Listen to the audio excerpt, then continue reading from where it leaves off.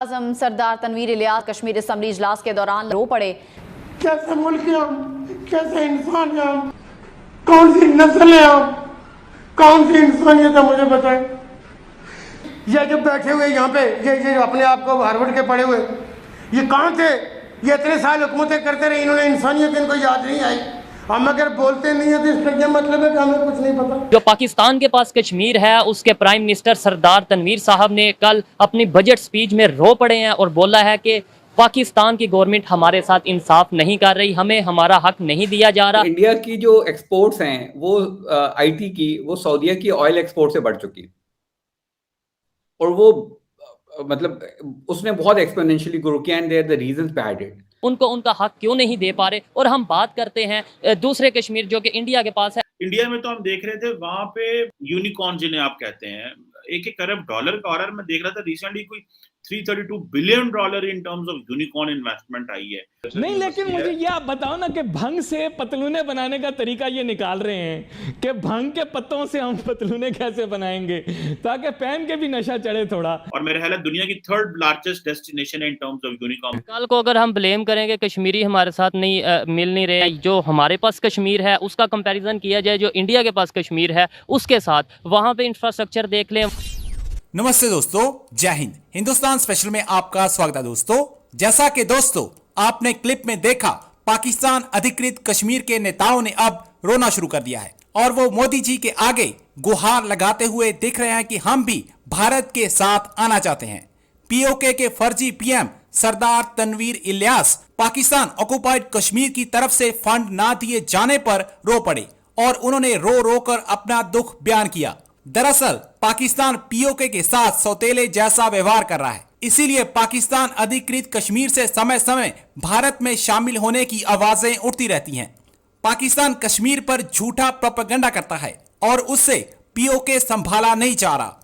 PoK को इस समय आर्थिक सहायता की जरूरत है क्योंकि पाकिस्तान खुद कंगाल है, इसीलिए वह पीओके को आर्थिक सहायता नहीं दे सकता और ना ही देने का इरादा है।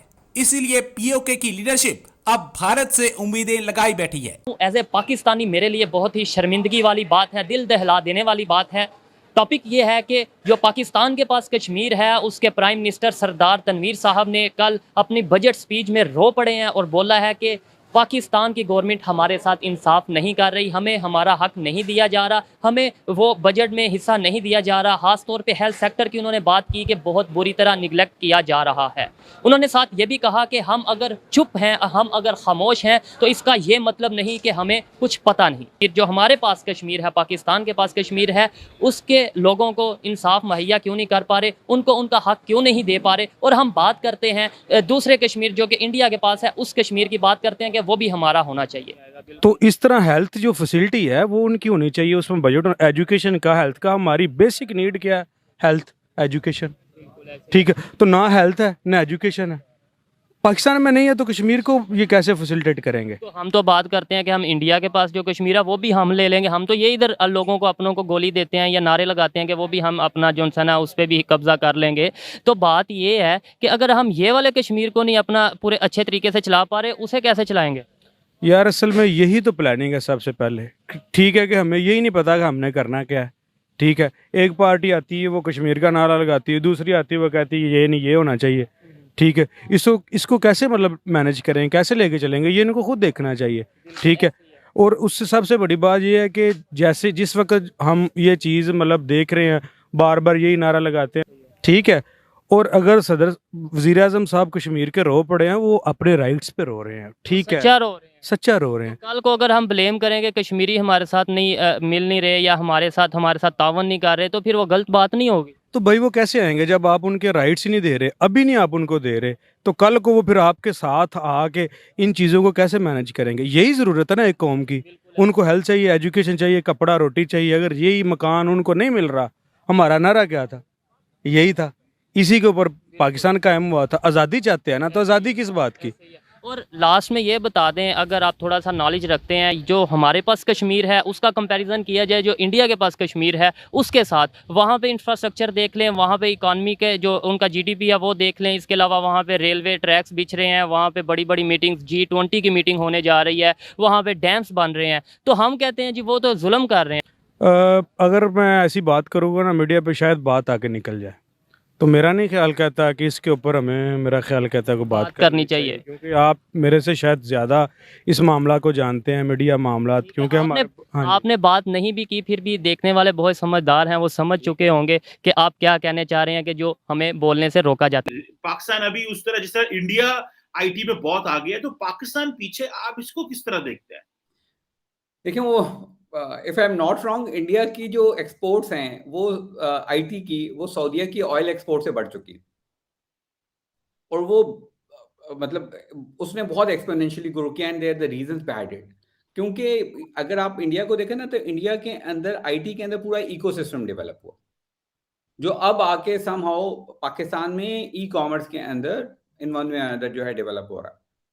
सो पाकिस्तान के अंदर कुछ चैलेंजेस हैं। सारी सिचुएशन जो आपने मेंशन की है, पाकिस्तान में स्टार्टअप्स का स्कोप क्या है, फ्यूचर क्या है? फिर मतलब इंडिया में तो हम देख रहे थे वहां पे जो एक अरब डॉलर का स्टार्टअप आ रहा है वहां पे, ठीक है, यूनिकॉर्न्स बन रहे हैं। यूनिकॉर्न जिन्हें आप कहते हैं, एक अरब डॉलर का ऑर्डर मैं देख रहा था रिसेंटली, कोई $332 billion in terms of unicorn investment आई है। और मेरा ख्याल है दुनिया की थर्ड लार्जेस्ट डेस्टिनेशन है in terms of unicorn after US, China and then India. तो आप पाकिस्तान में क्या देखते हैं स्टार्टअप्स का फ्यूचर, जो आपने फैक्टर्स बताए हैं इसकी शक्ल में, and then the future outlook क्या स्टेट की? अच्छा, अब वो चीमा साहब, हमें ना वो आईटी के इकोसिस्टम को अलग अंडरस्टैंड करना है, कॉमर्स के इकोसिस्टम को अलग अंडरस्टैंड करना है, और फिर स्टार्टअप के इकोसिस्टम को अलग अंडरस्टैंड करना है। अगर आप मौका दें तो मैं तीनों को जो है ना वो लेता हुआ चला जाता हूँ। पहले बात कर लेते हैं बेशक स्टार्टअप से, स्टार्टअप इकोसिस्टम से। देखिए, अगर इंडिया में हुआ है ना ये जो पहला यूनिकॉर्न बन रहा है, तो वो पहले 4-5 साल पहले बना है, और अब देखें कि उसके बाद एक्सपोनेंशियल ग्रोथ हुई है। पहले इंडिया में भी नहीं थे। लेकिन वो जो आपके पास जो स्टार्टअप्स बनते हैं ना, ऐसे स्टार्टअप जो यूनिकॉर्न बने, उनसे पहले एक सीडिंग ग्राउंड तैयार होता है। वो जो ब्रीडिंग ग्राउंड तैयार होता है, उसके ऊपर छोटी-छोटी एसएमईज़ डेवलप होती हैं, और उन एसएमईज़ की वजह से एक नेटवर्क एसएमईज़ का डेवलप होता है, और उसके अंदर से फिर ये पॉसिबिलिटीज़ निकलती हैं कि इनमें से कोई यूनिकॉर्न निकल सकता है या नहीं निकल सकता। वरना अगर ऐसा ना होता तो शायद आज से 10 साल पहले, 15 साल पहले, 20 साल पहले कोई एक-एक यूनिकॉर्न निकल रहा होता। तो पहले वो इकोसिस्टम डेवलप होता है।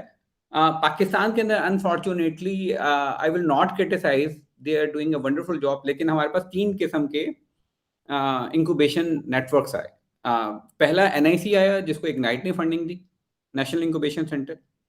दूसरा जो आया वो टेक्नोलॉजी इंक्यूबेशन सेंटर से आए, जिनको ये प्लान 9, ये केपीआईटीबी ने या पीआईटीबी ने या इन्होंने फंडिंग्स दी। और जो तीसरा था वो बिग्स था, बिजनेस इंक्यूबेशन सेंटर्स, जिनको एचईसी ने फंडिंग्स दी। इसके अलावा बहुत लिमिटेड जो हैं वो प्राइवेट इंक्यूबेशन सेंटर्स जो हैं वो आए।